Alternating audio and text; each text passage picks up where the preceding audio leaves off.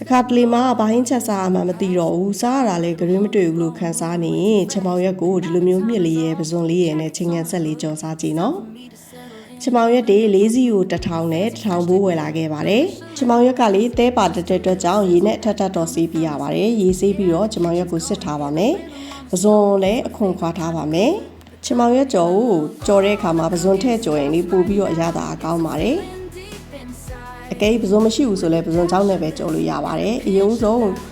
အိုးထဲကိုစီထည့်ပြီးတော့ကြက်သွန်ဖြူနီကြိတ်ထားတာကိုစီတက်ပါတယ်ပြီးအယောင်တင်မှုန့်ထည့်ပါတယ်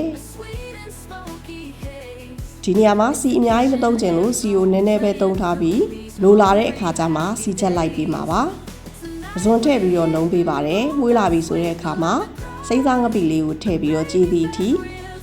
ဝေကြော်လေးကြော်ပေးပါတယ်စိမ့်စားပြီးအောင်မွေးလာပြီဆိုရင်ပစွန်ချောင်းမှုန့်ထည့်ပါတယ်ဒီနေရာမှာပစွန်လေးထည့်ထားတဲ့အတွက်ကြောင့်ပစွန်ချောင်းမှုန့်ကို3စွန်းလောက်ပဲထည့်ထားပါတယ်ငပိနဲ့ပစွန်ချောင်းရဲ့အနံ့မွေးလာပြီဆိုတော့မှမြစ်ကိုထည့်ပြီးတော့ကြော်ပါတယ်မြစ်တွေကအရေးတွေခမ်းပြီး6လာသည့်အထိကိုခဏလောက်မှုေးပါတယ်ပြီးရင်တော့ချင်မောင်ရက်ထည့်ပါတယ်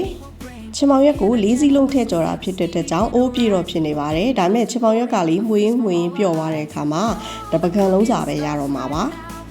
ချင်မောင်ရက်ကြော်စားတဲ့အခါမှာအချင်းရဲ့အငန်ရဲ့အဆက်ရဲ့လေးသူ့ရဲ့အရသာ3မျိုးကမျှတနေမှာပို့ပြီးစားကောင်းတာပါအဲဒါကြောင့်မလို့ငပိစိမ့်စားနဲ့ပစွန်ကြောက်ကိုတော့ကိုထက်မဲ့ချင်မောင်ရက်ပုံမူတည်ပြီးတော့ချင့်ချိန်ပြီးတော့ထည့်ပေးရပါတယ်ဒါကတော့ကြော်နေရင်လည်းလေသူ့လိုလိုတည်သွားမှာပါ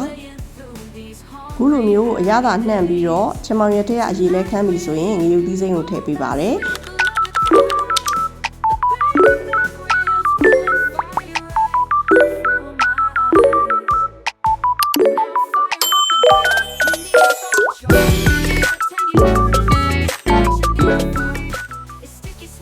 ငရုတ်သီးစိမ့်ထည့်ပြီးရင်ခဏလောက်ဆက်ပြီးတော့မှုကြော်ပေးရပါတယ်ငရုတ်သီးစိမ့်ကနူးပြီးတော့လေချင်မောင်ရက်ထဲကအရသာတွေဝင်နေအဲ့ဒီငရုတ်သီးစိမ့်ကလေထမင်းနဲ့စားတဲ့အခါမှာအရန်အရသာရှိပါတယ်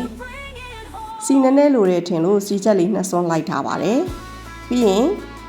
ခဏလောက်ဆက်မှုပေးပါတယ်အရသာအတွက်ကစားရယ်ဓာတ်ရှိနည်းနည်းထည့်ထားပါတယ်ဒီနေရာမှာငရုတ်သီးစိမ့်မသုံးပဲငရုတ်သီးခွဲချမ်းလဲသုံးလို့ရပါတယ်ချီလီကတော့လေဒီချင်မောင်ရက်ကြော်တွေကလေငရုတ်သီးစိမ့်ရဲ့အရသာကိုကြိုက်လို့ငရုတ်သီးစိမ့်ကိုများများလေးထည့်ထားတာပါကိုကအဆက်မစားနိုင်ဘူးဆိုရင်တော့နည်းနည်း short ထည့်ပေါ့နော်ချင်မောင်ရက်ကြော်ကိုပစွန်နဲ့ကြော်ထားတာဖြစ်လို့ဒီရင်းတစ်ခွက်နဲ့ထမင်းမိန်မှာသေးကြပါတယ်ချင်မောင်ရက်ကြော်နဲ့တွဲစားဖို့အတွက်ပဲနီလေးကိုကြာစံနဲ့ချက်စားမယ်ဆိုရင်အရန်လိုက်ပါတယ်